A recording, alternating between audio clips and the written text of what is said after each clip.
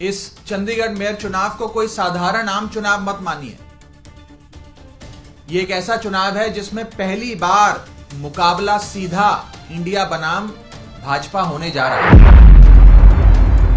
की जीत दर्ज कराने के बाद इंडिया गठबंधन का यह जीत रूपी रथ चंडीगढ़ तक ही सीमित नहीं रहेगा। यह कश्मीर से लेकर कन्याकुमारी और मणिपुर से लेकर मुंबई तक जाएगा। इस चुनाव के उपरांत स्कोर कार्ड होगा इंडिया 1 भाजपा 0। अगर इंडिया गठबंधन की पार्टियां और खास करके ये दो पार्टियां साथ आती हैं तो भाजपा के लिए 1 और 1 2 नहीं, 1 और 1 11 का जो हमारी ताकत है वो 1 और 1 11 हो जाएगी। उसका सामना भाजपा को करना पड़ेगा।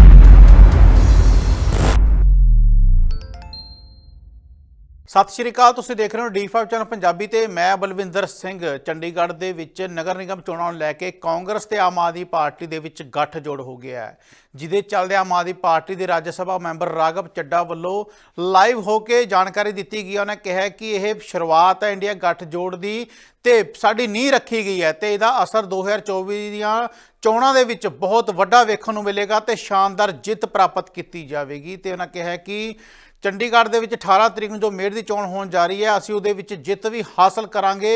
ਇਹ ਪਹਿਲੀ ਵਾਰ ਹੋਣ ਜਾ ਰਿਹਾ ਬੀਜੇਪੀ ਬਨਾਮ ਇੰਡੀਆ ਗੱਠਜੋੜ। ਇੰਡੀਆ ਦੇ ਨਾਂ ਤੇ ਵੋਟਾਂ ਪੈਣਗੀਆਂ ਤੇ ਇਹ ਇੱਕ ਬੜੀ ਵੱਡੀ ਜਿੱਤ ਹੋਵੇਗੀ। साथियों, इंडिया गठबंधन अपना पहला चुनाव लड़ने जा रहा है,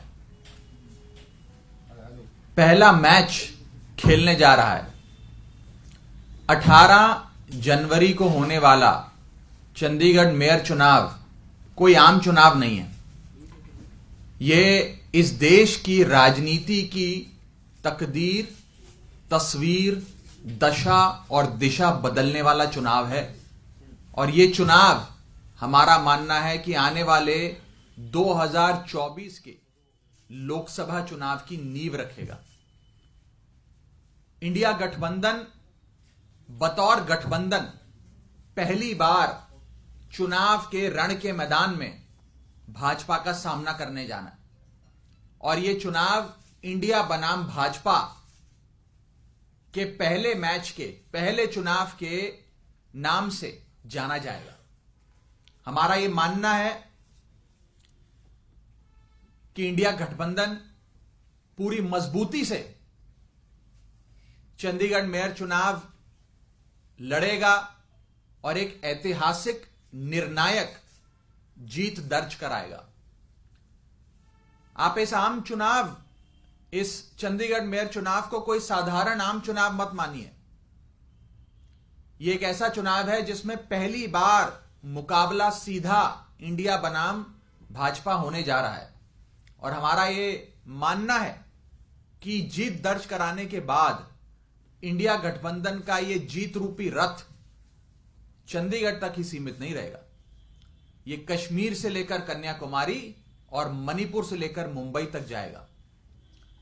जब जब टीम इंडिया का सामना देश की, दुनिया की किसी भी टीम से हुआ, हमेशा भारतवासियों ने टीम इंडिया को जिताया। हमारा यह मानना है कि 18 जनवरी के चंडीगढ़ चुनाव में भी भारतवासी एकजुट होकर इंडिया को जिताएंगे। और इस चुनाव के उपरांत स्कोर कार्ड होगा इंडिया 1 भाजपा 0। हमारा यह मानना है कि इंडिया गठबंधन की 18 जनवरी को होने वाली क्लीन स्वीप के बाद यह एक 2024 के लोकसभा चुनाव के लिए आगाज होगा। मैं फिर से दोहरा दूं, इंडिया गठबंधन का भाजपा से पहला मुकाबला, इंडिया गठबंधन का भाजपा से पहला मुकाबला जो 18 जनवरी को होने जा रहा है, यह 2024 के लोकसभा चुनावों का आगाज होगा, कर्टन रेजर होगा। और यह एक टोन सेट करेगा कि आने वाले जो भी चुनावी मुकाबले होंगे इंडिया बनाम भाजपा, उसके क्या नतीजे होंगे। मेरा यह मानना है कि ये एक और बड़ी चीज साबित करेगा। वो ये है कि जब इंडिया गठबंधन मिलकर चुनाव लड़ता है तो 1 और 1 2 नहीं, 1 और 1 11 होता है। यह चंडीगढ़ का 18 जनवरी का चुनाव सिद्ध करेगा। और इसके संदेश, इसका मैसेज, जो जीत का, इंडिया गठबंधन की जीत का मैसेज होगा, यह देश के कोने कोने तक पहुंचेगा। लोगों को जो आज एक तानाशाह निकम्मी भाजपा सरकार से मुक्ति चाहिए, उसकी एक आस लोगों के मन में जगाएगा कि अगर इंडिया गठबंधन एकजुट होकर चुनाव लड़ता है तो इंडिया गठबंधन ही वो चुनाव जीतता है, और इंडिया से जो जो टकराएगा वो चूर चूर हो जाएगा। ये मैसेज इस चुनावों से अवश्य निकलेगा। 18 जनवरी को चंडीगढ़ में भारतीय जनता पार्टी की जो आज निकम्मी और तानाशाह बादशाहत है, उससे चंडीगढ़ के लोगों को छुटकारा मिलेगा। इंडिया गठबंधन वो छुटकारा दिलाएगा और 2024 में केंद्र में बैठी तानाशाह और निकम्मी भाजपा सरकार से भी देश की जनता को इंडिया गठबंधन ही छुटकारा दिलवाएगा। तो आने वाला ये चुनाव बेहद निर्णायक होने जा रहा है और हमारा ये मानना है कि इंडिया गठबंधन का पहला मुकाबला, पहली चुनावी फाइट जो भाजपा से 18 जनवरी को होने जा रही है, ये 2024 के चुनाव का आगाज करेंगी। इसके संदर्भ में कोई सवाल हो तो आप पूछ सकते हैं।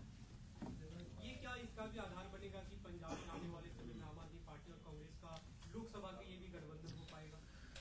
देखिए, इंडिया गठबंधन एक ऐसा गठबंधन है जिसमें देश की तमाम पार्टियों ने, राजनीतिक दलों ने, राजनेताओं ने अपनी व्यक्तिगत महत्वाकांक्षा और अपनी व्यक्तिगत मतभेद, मनभेद दरकिनार कर कर साथ आने का फैसला लिया, देश हित में फैसला लिया।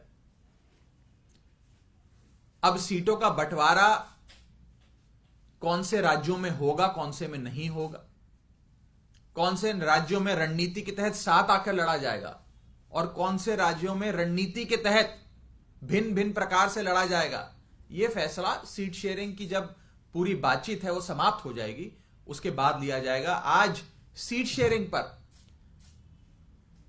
नॉन स्टॉप रेगुलर कमेंट्री करना उचित नहीं है। मैंने पहले भी कहा था कि जैसे क्रिकेट मैच में आप देखते हैं कि बॉल बाय बॉल कमेंट्री होती है, सीट शेयरिंग की बातचीत में, संवाद में इस प्रकार से बॉल बाय बॉल कमेंट्री नहीं हो सकती, वो संभव नहीं है।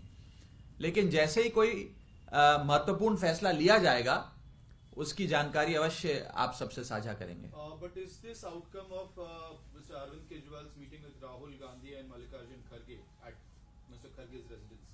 देखिए, मेरे नेता और दिल्ली के मुख्यमंत्री आदरणीय अरविंद केजरीवाल जी की एक बहुत ही महत्वपूर्ण बैठक कांग्रेस के राष्ट्रीय अध्यक्ष मल्लिकार्जुन खड़गे साहब और कांग्रेस पार्टी के बड़े नेता राहुल गांधी जी के साथ हुई।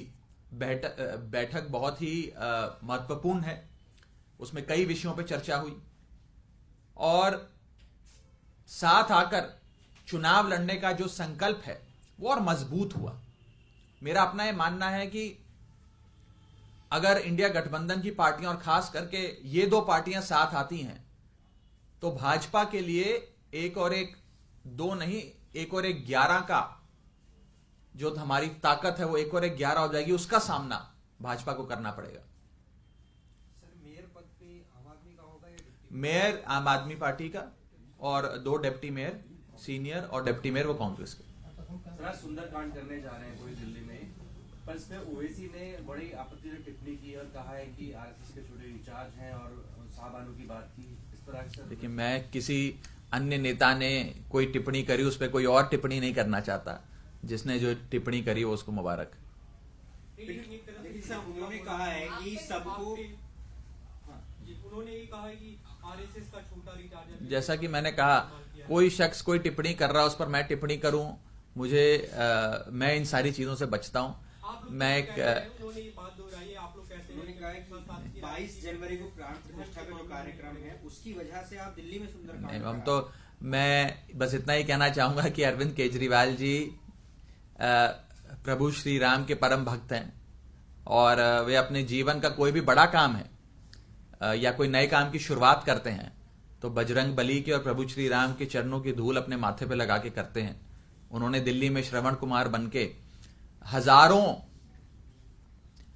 बड़े बुजुर्गों को तीर्थ यात्रा करवाई। उन्हें वाराणसी से लेकर दरबार साहब से लेकर अजमेर दरगाह शरीफ तक हर जगह मत्था टकवाया, वहां पे उनके दर्शन करवाए। और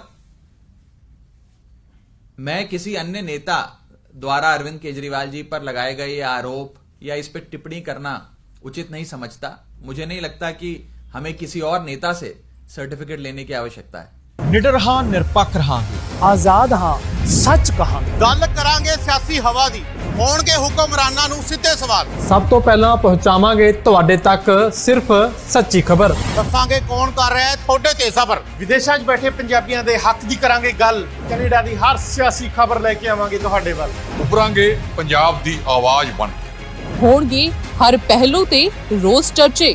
ਖੋਲਾਂਗੇ ਅੰਦਰੂਨੀ ਰਾਜ, ਬਣਾਂਗੇ ਬੁਲੰਦ ਆਵਾਜ਼। ਖੇਡ, ਸਿੱਖਿਆ, ਸਿਹਤ, ਖੇਤੀ ਦੀ ਬਾਤ ਪਾਵਾਂਗੇ। ਹਰ ਪਿੰਡ, ਹਰ ਸ਼ਹਿਰ ਜਾਵਾਂਗੇ। ਮਨੋਰੰਜਨ ਨਾਲ ਜੁੜੇ ਕਲਾਕਾਰਾਂ ਨਾਲ ਕਰਵਾਵਾਂਗੇ ਮੁਲਾਕਾਤ। ਸੰਘਰਸ਼ਾਂ ਵਾਲੀ ਜ਼ਿੰਦਗੀ ਤੇ ਮਾਰਾਂਗੇ ਝਾਤ। ਕੀ ਨੇ ਸਾਡੇ ਕਾਨੂੰਨ, ਫਰਜ਼ ਤੇ ਅਧਿਕਾਰ? ਕੀ ਕਰਦੀ ਹੈ ਸਾਡੀ ਸਰਕਾਰ? ਕੀ ਹੈ ਤੁਹਾਡੀ ਮੁਸ਼ਕਲ ਦਾ ਹੱਲ? D5 ਚੈਨਲ ਪੰਜਾਬੀ ਦੀ ਕਚਹਿਰੀ 'ਚ ਹੋਵੇਗੀ सिर्फ लोकां दी गल। धर्म, धरोहर, सेहत और संस्कृति की होगी बात। अब D5 चैनल हिंदी भी होगा सर। D5 चैनल पंजाबी, अपनी धरती अपने लोक। सत श्री अकाल जी, मैं हाँ कुलराज रंधावा ते तुसी देख रहे हो D5 चैनल पंजाबी, जिहड़ा लॉन्च हो चुका है हुण कैनेडा विच।